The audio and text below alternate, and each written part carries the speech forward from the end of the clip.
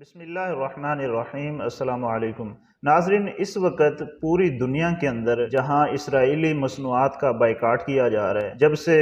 اسرائیل نے غزہ کے اوپر حملہ کیا ہے، اسرائیل کی جتنی بھی کمپنیاں ہیں، جتنی بھی مصنوعات ہیں، اسپیشلی کوک ہے، میک ڈونلڈ ہے، KFC ہے، ان تمام کمپنیوں کا پوری دنیا کے اندر بائیکاٹ کیا جا رہا ہے تاکہ اسرائیل کے اوپر ایک اکنامیکلی پریشر آئے۔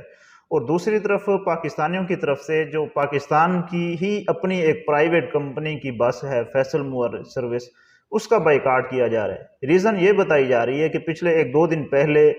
ایک بس فیصل موور کی اسلام آباد سے لاہور کی طرف آ رہی تھی، تو راستے میں ایک کارواں سرائے کے اوپر اس بس کا 15 منٹ کا سٹے تھا،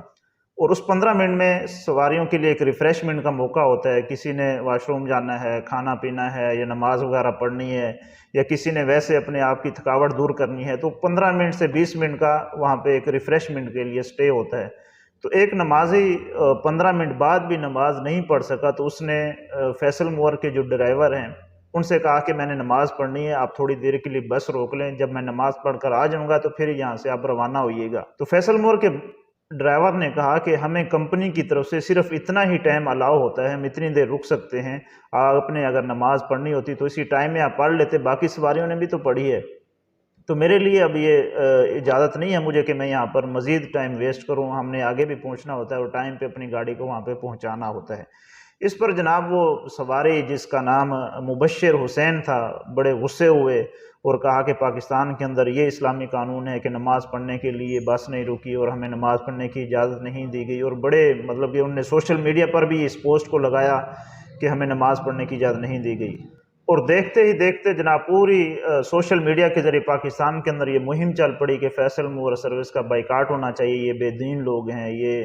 نماز کا خیال نہیں رکھتے وغیرہ وغیرہ۔ اصل حقیقت دیکھیں تو کوئی بھی کمپنی ہو، جو ٹریول کمپنیز ہیں اسپیشلی جو موٹر وے کے ذریعے جاتی ہیں، تو وہ کارواں سرائے کے اوپر چاہے وہ لاہور سے ملتان کی طرف جا رہی ہے یا لاہور سے اسلام آباد کی طرف جا رہی ہے، کسی بھی روٹ کے اوپر وہ جا رہی ہے، تو وہ کارواں سرائے کے اوپر ان کا 15 سے 20 منٹ سٹے ہر کمپنی کا ہوتا ہے۔ اس میں سواریاں جس نے ریفریشمنٹ کرنی ہے، نماز پڑھنی ہے،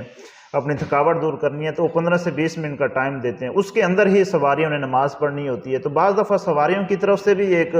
زیادتی ہوتی ہے۔ پچھلے دنوں میں خود لاہور سے ملتان کی طرف جا رہا تھا، تو ایک سواری جو 25 منٹ بعد بس کے اندر آئی، اور بس اور باقی بس کا عملہ مسافر سارے پریشان رہے کہ ایک سواری کے لیٹ ہونے کی وجہ سے پوری بس وہاں پہ رکی ہوئی ہے، ٹائم وہاں پر 15 منٹ کا تھا اور سواری 25 منٹ بعد آ رہی ہے۔ تو بعض دفعہ سواریوں کی طرف سے بھی زیادتی ہوتی ہے، جس کی وجہ سے بس جو سٹاف ہے اس کو بھی پریشانی کا سامنا کرنا پڑتا ہے، اور بعض دفعہ جو عام پبلک ہے ان کو نماز کے احکام کا بھی ٹھیک طرح سے نہیں پتہ ہوتا۔ بھائی جب آپ سفر کر رہے ہیں تو سفر کے اندر شریعت نے ہمیں یہ اجازت دی ہے کہ آپ اپنے نماز کو قصر کر سکتے ہیں، یعنی آپ نے ظہر کی نماز پڑھنی ہے، عصر کی پڑھنی ہے یا عشاء کی پڑھنی ہے، تو آپ 4 کے بجائے 2 رکعت نماز ادا کر سکتے ہیں۔ اس کے علاوہ شریعت نے سفر کے دوران 2 نمازوں کو اکٹھا کرنے کا بھی حکم دیا ہے، یعنی آپ سفر شروع کرنے سے پہلے اگر ظہر کا ٹائم ہے تو آپ ظہر کے ساتھ عصر کی نماز بھی پڑھ سکتے ہیں، تاکہ سفر کے دوران آپ کو نماز کے معاملے میں کوئی پریشانی نہ آئے۔ اسی طرح اگر آپ مغرب کے ٹائم سفر کرنے لگے ہیں تو مغرب کے ساتھ آپ عشاء کی بھی نماز پڑھ سکتے ہیں، تو 2 نمازیں آپ اکٹھی بھی کر سکتے ہیں تاکہ سفر کے دوران نماز کے حوالے سے آپ کو کسی قسم کی کوئی پریشانی پیش نہ آئے۔